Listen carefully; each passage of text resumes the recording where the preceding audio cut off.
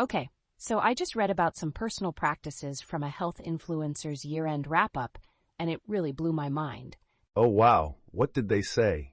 I'm always curious about personal health routines. They mentioned focusing on four main habits: getting quality sleep, not smoking, exercising daily, and cutting down on sugar. Simple, right? That's actually really interesting because it seems so achievable compared to many complex health regimens. Exactly. The author said that just nailing those four could dramatically improve one's health. That's wild. And it's like they really emphasize that the basics work. But how did they arrive at those specific practices? Well, they referenced insights from Stanford neuroscientist Andrew Huberman's podcast, which dives deep into the science behind these habits. Huberman is fascinating.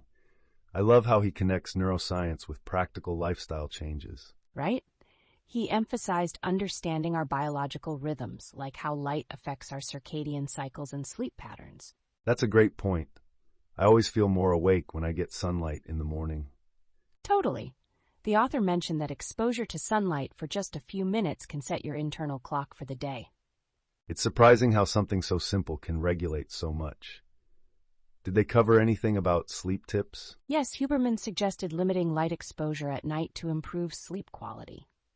That's interesting. So, like, avoiding screens before bedtime? Exactly. They mentioned that blue light can disrupt melatonin release, which ultimately messes with sleep. Oh man, that definitely resonates with me. I often struggle with sleep after scrolling on my phone. And it gets crazier. There are studies showing that light at night can even affect mood and focus days later. Wow, that's a big deal. It's like our environment can shape our brains in meaningful ways. Exactly. And what I find super fascinating is the link between fasting and health benefits. Fasting, that's a hot topic. How did they explain its benefits?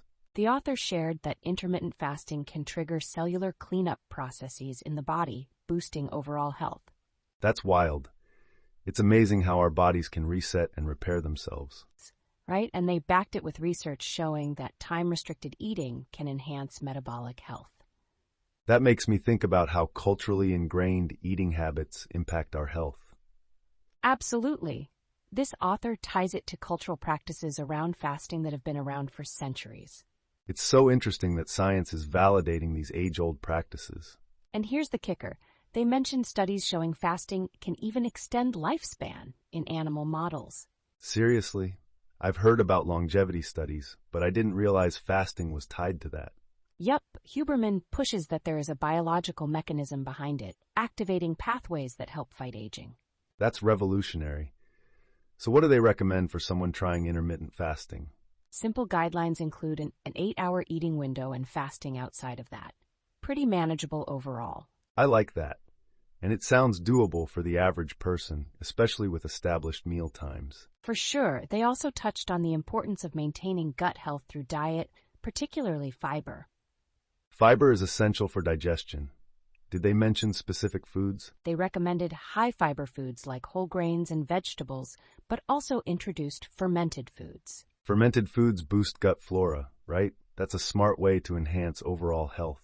Exactly. They cited studies showing fermented foods could increase gut microbiome diversity, which is key. It's neat how interconnected our diet is with microbiome health. Did they talk about mental well-being? Yes. Huberman explained the relationship between dopamine and motivation and how it influences behavior. Dopamine is such an interesting topic. So what's the takeaway on managing dopamine? The key is to balance activities that boost dopamine release so you don't get used to one source. That makes sense.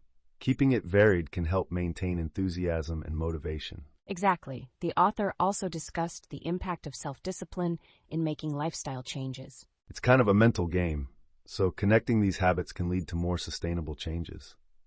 Yes, and the whole journey highlighted that maintaining overall wellness is truly holistic. It's refreshing to see such a comprehensive approach to personal well-being. Definitely. It's fascinating how much our daily choices influence not just health, but longevity too. To think these are backed by science makes it all the more compelling to try them out. So what do you think? Should we adopt some of these practices together? Absolutely. It sounds like a promising adventure toward better health. For sure. I'm excited to see how these changes could impact our lives. Me too. Let's keep each other accountable and track our progress. Sounds like a plan. This conversation has definitely inspired some new ideas.